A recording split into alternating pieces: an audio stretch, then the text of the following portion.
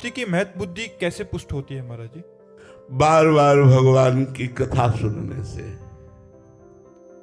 ये बात पकड़ लो, बार बार भगवान के भक्तों के चरित्र सुनने से। ये दो बातें पकड़ लो।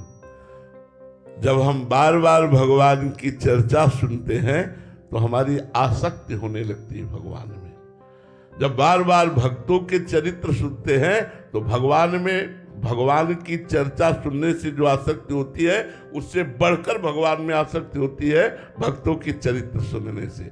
इसलिए दो बातें, भक्त चरित्र और भगवान चरित्र, ये नशा बना लिया जाए तो भगवान में आसक्ति पैदा हो जाए। जब बैठे तो श्रीमद् भागवत की कथा, रामचरितमानस के भगवान के जो अपने आराध्य देव हों उनके पावन चरित्रों का बार बार पठन, बार बार श्रवण और बार बार गान किया जाए तो चरित्र गान से बहुत जल्दी भगवत आसक्ति पैदा होती है। और भगवत चरित्र गान से ज्यादा महिमा भक्त चरित्र गान से भगवान में आसक्ति पैदा होती है। तो जैसे भोगों को भोगने से तृष्णा पुष्ट होती है, ऐसे भगवान के बार बार चरित्र गान से, बार बार चरित्र श्रवण से भगवत आसक्ति पुष्ट होती है। अगर भगवत चरित्रों का गान न किया जाए तो भगवत आसक्ति होना बहुत कठिन बात है। इतना कठिन मोह का त्याग करना है कि अन्य साधनों से ये पुष्ट होता रहता है। भगवान की कथा मात्र में इतनी ताकत है कि मोह का नाश कर देगी। महामोह महिषेष विशाला, राम कथा कालिका कराला। ये विशाल महिषासुर है मोह, इसको मारने के लिए राम कथा जो है ये कालिका कराल स्वरूप है। इसलिए भगवान की कथा जब हम गान करते, श्रवण करते हैं तो हमारे मोह का नाश हो जाता है। और मोह गए बिनु राम पद होई न दृढ़ अनुराग। राम कथा, भगवान की कथा, कृष्ण कथा, भक्त कथा, ये हमें भगवत आसक्ति प्रदान करती है। इसलिए जिसको ये रहस्य पता चल गया वो अपने जीवन में दो बातें पकड़ लेता है, एक तो भगवान का नाम और दूसरा भगवान और भक्तों के चरित्र सुनना। बस इतने से हो जाएगा। दो बातें पकड़ ले, इसी में प्रेम हो जाएगा। भगवान का नाम न छूटने पावे और खूब आशा बसन व्यसन याति नहीं, रघुपति चरित्र होए था सुनई। भगवान का जहाँ चरित्र सुनने को मिले, भगवान की लीला कथा सुनने को मिले। हम अपने हृदय की बात कहते हैं। बचपन से सन्यास मार्ग में रहे तो बड़ा ही शुष्क, कहीं ममता नहीं। 13 वर्ष की अवस्था से घर से निकले तो ममता शून्यता ही तो घर से निकालती है। कहीं ममता नहीं, कहीं आसक्ति नहीं, कहीं प्यार नहीं, ना अपने शरीर से न किसी और के शरीर से। कोई परवाह नहीं, न भोजन की, न सर्दी की, न गर्मी की, कोई चिंता नहीं। इतना कठोर हृदय हो गया जब उपासना में, संन्यास मार्ग में बस एकांत खंडहरों में, घाटों में पड़े रहना, भगवत चिंतन करना, वो जो हमारा संन्यास का चिंतन, कोई लीला कथा ये सब कुछ नहीं। अब देखो जीवन का परिवर्तन भगवान मोड़ देते हैं। हम ये कहते हैं कि विषयी पुरुष को भक्त बनाना सरल है, लेकिन एक अहम ग्रह उपासना से परिपक्व हृदय को दासत्व में लाना सबसे कठिन काम है।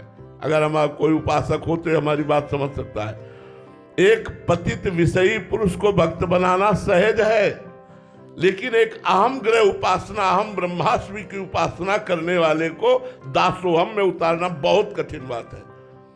लीला कथा का चमत्कार तुम्हें सुना रहे हैं। तुलसी घाट में पीपल के वृक्ष के नीचे बैठे हुए थे। अलग अलग हमारा समय था कि कहाँ बैठेंगे। शाम के 1 घंटा भिखारियों के बीच में बैठते थे, तो जो भी चावल या जो भी सत्तू मीठा जो बटता वो जितना मिला वो लिया, बस एकांत हो गए। 24 घंटे में केवल शाम टाइम भिखारियों की पंक्ति बैठती थी, उसमें दाता लोग आकर भोजन दान करते थे, वही बस पाते। घाटों में ही मिलना, अन्य कहीं से किसी आश्रम से भिक्षा मांगना कुछ नहीं। नहीं मिला तो कई कई दिन भूखे रहते थे। तो एक संत आए, उनका बाबा यहाँ भाई जी अंध विश्वविद्यालय है दुर्गा कुंड के पास, तो वहाँ रास लीला हो रही है, चलो देखने चलते हैं। तो हमारी अरुचि थी, तो हम कहा नहीं, हमें कुछ नहीं देखना है, आप जाइए ना, आप हमें डिस्टर्ब क्यों कर रहे हैं, हम अपने ध्यान में बैठे हैं, क्यों परेशान कर रहे हैं। और उनका बाबा हम तुमसे कुछ ले थोड़ी रहे, तुमसे कह रहे हैं एक बार चले चलो ना, रास वृंदावन से रास आई है उसे देख लो चल के। तो हमने कहा कह दिया ना ना, तो आप क्यों परेशान हो रहे हैं? फिर उन्होंने कहा बाबा जब हम कह रहे हैं तो एक बार चल, ऐसे जैसे भगवान महादेव ही उस रूप में आकर हमको प्रेरित कर रहे हैं, चलो इनकी आज्ञा का पालन करने। तो दिन में महाप्रभु चैतन्य देव की लीला और रात्रि में रासलीला। जे ही गए तो सभा लगी हुई थी। महाप्रभु चैतन्य देव का वियोग श्री कृष्ण प्रेम का, और शाम के रासलीला। दूसरे दिन हमको कहना थोड़ी पड़ा है, अपने आप सब पहुंच गए। 1 महीने रासलीला जब चली और रासलीला देखा तो लगा अब हम जी नहीं पाएंगे। 1 महीने में भगवान की लीला कथा ने हमारे कठोर चित्त पर इतना प्रभाव किया कि श्री राम शर्मा आचार्य उस समय स्वस्थ थे, तो खड़े होकर वही आचार्य पदवी पर ठाकुर जी को पद आदि के द्वारा लीला प्रकाशित करने के लिए प्रेरित करते थे। हमने सोचा अब लीला के बिना हम जी नहीं सकते, तो इनके चरण पकड़ लो, कह दें अपनी मंडली के साथ रख लो, तो भीख मांगकर खाएंगे भिक्षा और रात दिन इनकी सेवा में रहेंगे और रासलीला देखने को मिलेगी। ऐसा हमारे दिमाग में आया। उठे और भरी सभा में जाके साष्टांग दंडोत की। अब वो ब्रजवासी बहुत प्यार करते रहे, यहाँ भी प्यार करते रहे, आज भी उनका परिवार प्यार करता है। तो उन्होंने कहा अरे मार दियो बाबा, मार दियो बाबा। सन्यासी वेश में थे, बड़ी बड़ी जटाएं और लाल कपड़ा। तो उन्होंने कहा अरे बाबा हम गृहस्थ हैं, तुम विरक्त होकर क्यों प्रणाम करते हो? तो हम रो पड़े। हम कहा महाराज जी हम रासलीला के बिना जी नहीं सकते, अब आप अपने पास रख लीजिए, मैं रोज रासलीला देखा करूंगा और मांग के खाऊंगा, आपसे कुछ नहीं लूंगा। वो मानो सदगुरु के वचन निकल रहे थे उस समय। उन्होंने कहा बाबा मेरी बात मान ले, एक बार तू वृंदावन आ जा, तुझे बिहारी जी कभी नहीं छोड़ेंगे। ये श्री राम शर्मा जी के वचन नहीं थे, ये साक्षात भगवान के वचन थे। अब बस लगन लग गई वृंदावन जाना। अच्छा पैसा रखते नहीं थे, कैसे वृंदावन पहुंचे? पैदल चलना तो रास्ता पता होना चाहिए। तो एक संत मिल गए जुगल किशोर जी, वो भी वृंदावन आ चुके हैं, वृंदावन वास करते। तो उनसे हमने कहा, वो थोड़ा दंडोत प्रणाम और कुछ प्रसाद दे दिया करते। हम कहा आप हमको वृंदावन पहुंचा सकते? बोले हाँ बाबा आपको वृंदावन की व्यवस्था मैं कर दूंगा। उन्होंने वृंदावन की व्यवस्था, पहले चित्रकूट ले गए, चित्रकूट से वृंदावन आए।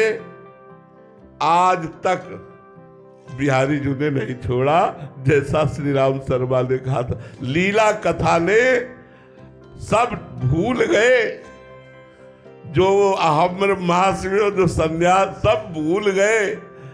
सब हृदय जो एक पत्थर हृदय था वो लुजलुजा हृदय हो गया है। हम तुम्हें कैसे बताएं? सामने कोई रो देता है तो लगता है इसको प्राण दे दे, क्या दे दे, कैसे खुश हो जाए, क्या मतलब इतनी ममता, इतना प्यार, इतना हृदय में द्रवण क्रिया, ये हमने नहीं देखी अपने हृदय में। ये उपासना का रंग चढ़ा। तो आज जो हम राधा वल्लभ जी के दास, वृंदावन की उपासना और आप सब ब्रजवासियों की चरण रज का सौभाग्य प्राप्त कर रहे हैं, ये भगवान की लीला कथा से ही प्राप्त कर रहे हैं। तो लीला कथा ने अखंडानंद से प्रेमानंद में पहुंचा दिया।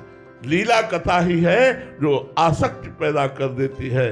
अब लीला कथा हमारा प्राण हो गई है।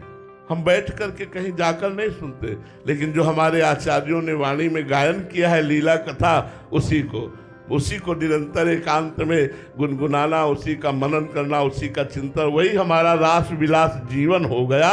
अगर रास ना देखते तो हम परम सत्य कहते, न वृंदावन मिलता, न हम कभी राधा वल्लभ जी को जानते थे, न कभी राधा नाम जानते थे। ये सिर्फ रास की कृपा से हमें प्राप्त हुआ। तो बहुत से जीवन ऐसे हैं जो भागवत की कथा से, रास की कथा से भगवान में आसक्त हो गए, जो वचनों से आसक्त हो गए। इसलिए हम सबसे प्रार्थना करते हैं, यदि भगवत आसक्ति प्राप्त करना है तो भगवान की लीला कथा को सुनो, भगवान की लीलाओं का चिंतन करो, भगवान के प्रेमी भक्तों के चरित्रों को पढ़ो, तो आपका हृदय बहुत जल्दी परिवर्तन हो जाएगा।